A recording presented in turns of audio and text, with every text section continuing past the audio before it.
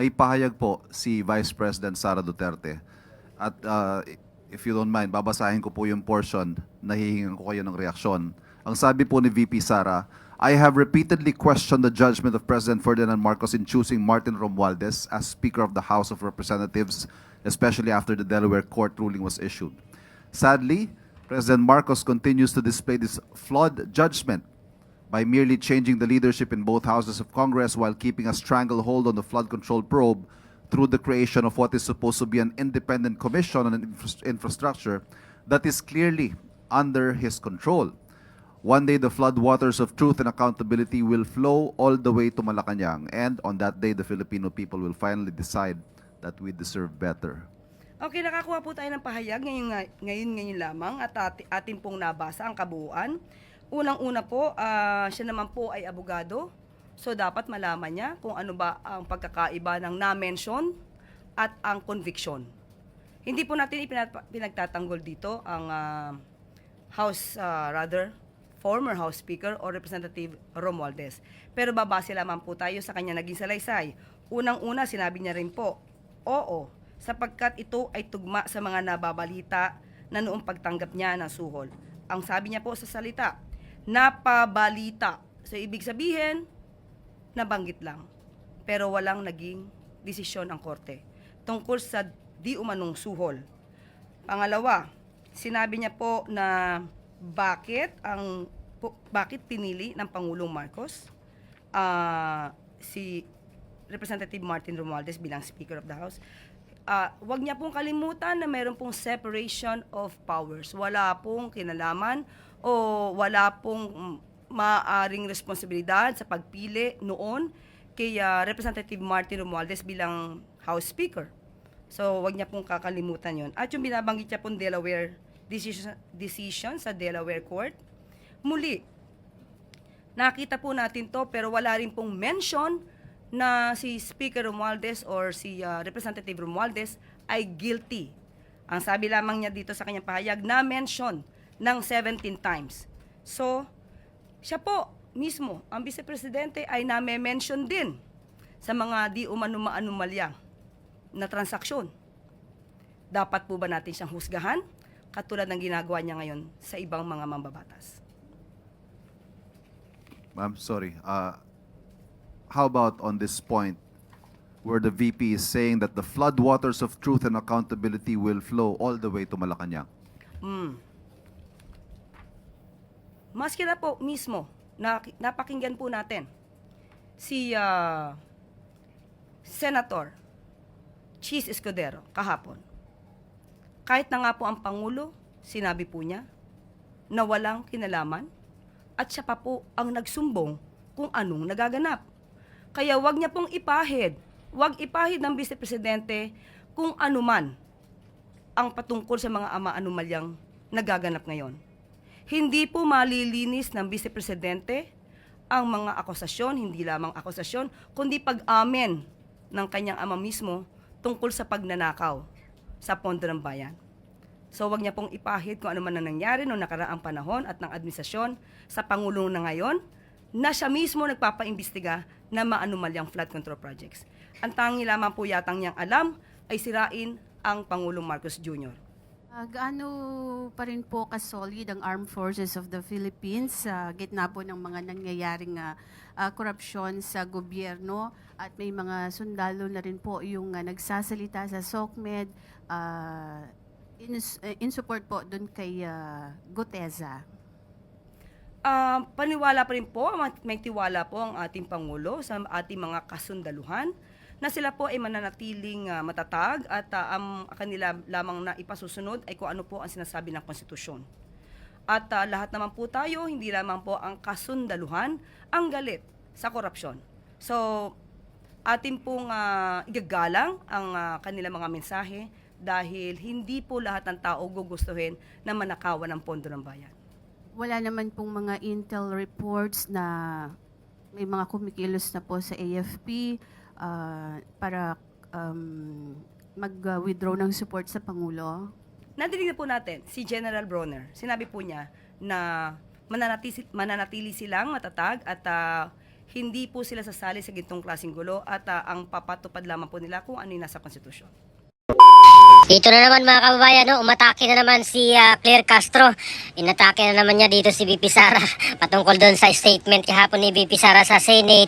Patungkol nga po doon sa bakit pinili ni PBBM na speaker, no? Itong kanyang pinsan na si Martin Romualdez. At ngayon sinabi ni Claire Castro na wala daw po kinalaman mga kababayan, no?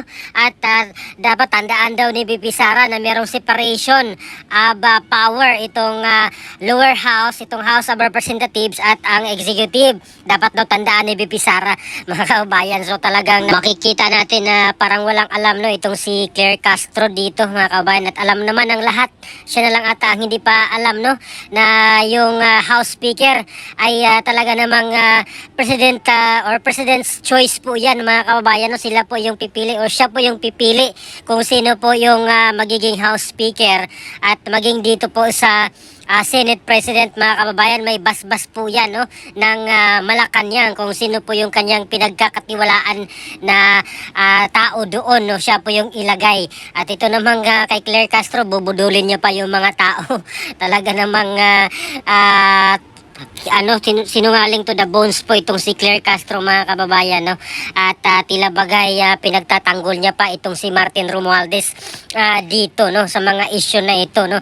At halos lahat na po ay tinuro na itong si Martin Romualdez at si Saldico, pero itong si Claire Castro ay talagang parang lulusot pa mga kababayan, no. Dapat para po sa aking opinion dito mga kababayan, no, dapat po talagang dumistansya na po siya dito, no, mga kababayan, no. Itong Malacanang, distansya na po sila dito kay Martin Romualdez dahil unang-una sirang-sira na po yung administration ni PBBM patungkol dito sa mga anomalya sa flood control mga kababayan. At sa patuloy na investigasyon dito sa Senado, although may mga mangilan-ngilan dyan na ayaw pong talagang banggitin yung pangalan ni Martin Romualdez at based na rin sa sabi ni Senator Chis Escudero at ni Senator Marcoleta na tila bagay takot dito kay Martin Romualdez. Sana po itong Malacanang ay wag na po silang didikit pa dito kay Martin Romualdez kasi mas lalo lang po silang lulubog doon sa putikan mga kababayan, no. Although sinabi dito ni Claire Castro hindi naman doon niya pinagtanggol si Martin Romualdez, pero parang obvious mga kababayan, no, halatado naman yung galaw nila na talaga namang parang pinagtanggol pa nila. So dapat dumistasya na dito sila sa kay Martin Romualdez at sabi naman ng Pangulo, no, wala daw po silang sisinuhin kahit kamag-anak. So ayan na yun mga kababayan, ayun na yun Claire Castro, sinabi na ni PBBM na wala pong sisinuhin kahit kamag-anak or kaalyado, no.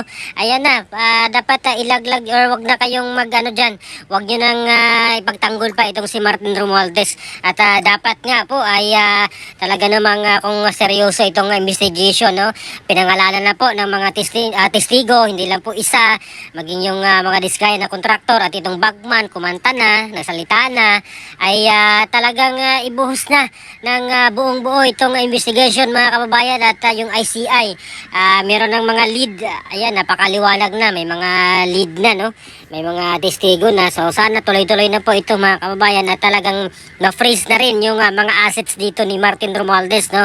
Hindi lang po doon sa mga kontraktor at mga opisyalis ng DPWH kasi mga lang po sila dyan mga kababayan, mga maliliit na isda lang kumbaga. Itong malalaking isda, si Saldico pa lang na-freeze yung asset, pero nagtago na sa ibang bansa mga kababayan. Nag-resign na po siya bilang congressman para hindi na po siya mapilitang umuwi, no, kasi pinapauwi na po siya ng Kongreso, pinapauwi na po siya ng House Speaker ni House Speaker Boji D. At mautak dito si Saldico, nag-resign na lang siya para hindi na po siya mapilitang umuwi. So ngayon yung gagawin ng administration ni PBBM mga kababayan, kansilado or cancel na lang itong passport ni Saldico para mapilitan po siyang umuwi dito mga kababayan. At tingnan natin kung kaya pong gawin ng Marcos administration na i-cancel itong passport ni Saldico mga kababayan.